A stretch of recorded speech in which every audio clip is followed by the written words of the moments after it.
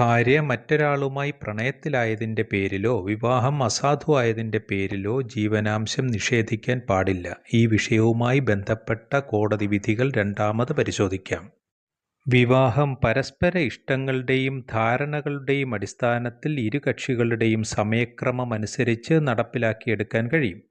എന്നാൽ വിവാഹമോചനം അത്ര വേഗത്തിൽ നടത്തിയെടുക്കാൻ കഴിയുന്ന ഒന്നല്ല. ഇരു കക്ഷികൾക്കും യോജിച്ചു പോകാൻ കഴിയാതെ വരുമ്പോൾ എന്നാൽ നമുക്ക് പിരിയാം എന്ന് ഭാര്യാഭർത്താക്കന്മാർ ഒരുമിച്ച് തീരുമാനിച്ചാലും കോടതി അത് അംഗീകരിച്ചു കൊള്ളണമെന്നില്ല. ഇതുമായി ബന്ധപ്പെട്ട് വന്ന വിധിന്യായം പരിശോധിക്കാം. പുതിയൊരധ്യായത്തിലേക്ക് ഏവർക്കും സ്വാഗതം. ചാനൽ സബ്സ്ക്രൈബ് ചെയ്യാനും ഉപകാരപ്രദമെങ്കിൽ ഷെയർ ചെയ്യാനും മറക്കരുത്.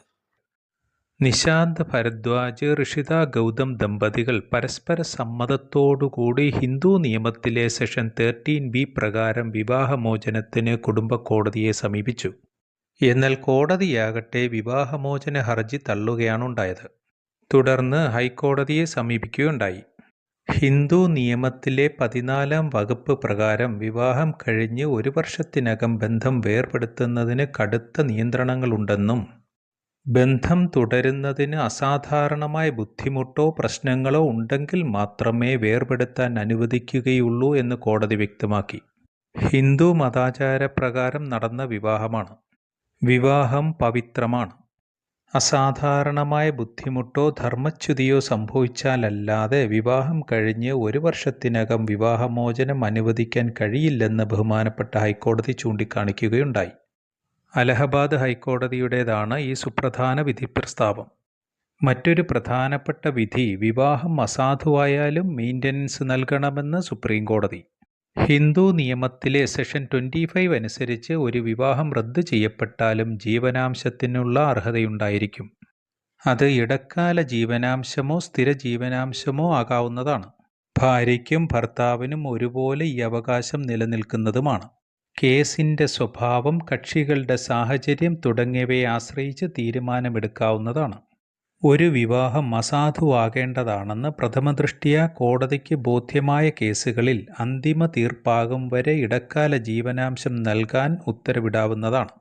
ഹിന്ദു മാരേജ് ആക്ടിലെ സെക്ഷൻ 11 പ്രകാരം ഒരു വിവാഹം റദ്ദു ചെയ്യുമ്പോൾ ഈ വിഷയം കൂടി ശ്രദ്ധിക്കേണ്ടതുണ്ട്. ജീവനാംശവുമായി ബന്ധപ്പെട്ട് മറ്റൊരു പ്രധാനപ്പെട്ട വിധി കൂടി നോക്കാം. ഭാര്യ മറ്റൊരു പുരുഷനുമായി പ്രണയത്തിലായതിൻ്റെ പേരിൽ ജീവനാംശം നിഷേധിക്കാൻ പാടുള്ളതല്ല. അത് വിശ്വാസവഞ്ചനയായി കണക്കാക്കാൻ കഴിയില്ല. മധ്യപ്രദേശ് ഹൈക്കോടതിയുടേതാണ് ഈ വിധി. ഭർത്താവിനെ കൂടാതെ ഭാര്യ മറ്റ് പുരുഷന്മാരുമായി ശാരീരിക ബന്ധത്തിൽ ഏർപ്പെടാത്തിടത്തോളം കാലം ആ ബന്ധം ഒരു ജാരവൃത്തിയായി കണക്കാക്കാൻ കഴിയില്ല.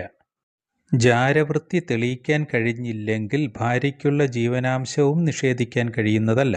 ശാരീരിക ബന്ധം കൂടി ഉൾപ്പെട്ടതാണ് ജാരവൃത്തിയെന്ന് കോടതി വ്യക്തമാക്കുകയുണ്ടായി.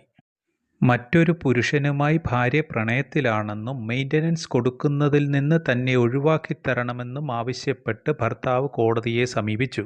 വിഷയം പരിഗണിച്ച കോടതി വൈകാരിക ബന്ധം ജാരവൃത്തിയായി കണക്കാക്കാൻ കഴിയില്ലെന്നും ശാരീരിക ബന്ധത്തിന് തെളിവില്ലെന്നും വ്യക്തമാക്കുകയുണ്ടായി.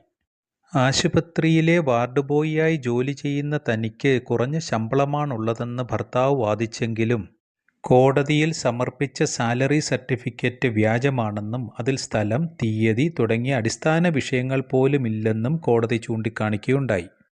ഭാര്യയ്ക്ക് ബ്യൂട്ടി പാർലർ ഉണ്ടെന്ന് പറഞ്ഞിരുന്നെങ്കിലും അതിന് തെളിവ് നൽകാൻ ഭർത്താവിന് കഴിഞ്ഞിരുന്നില്ല. തുടർന്ന് ഭാര്യയുടെ മെയിൻ്റനൻസ് ആനുകൂല്യത്തെ എതിർത്ത് ഭർത്താവ് സമർപ്പിച്ച പരാതി കോടതി തള്ളുകയാണുണ്ടായത്. നിയമപരമായി ഇത്തരം വിഷയങ്ങൾ അറിയുന്നതിന് ചാനലിലെ മറ്റ് വീഡിയോകൾ കാണുക. മറ്റൊരധ്യായവുമായി വീണ്ടും കാണാം. Thanks for watching.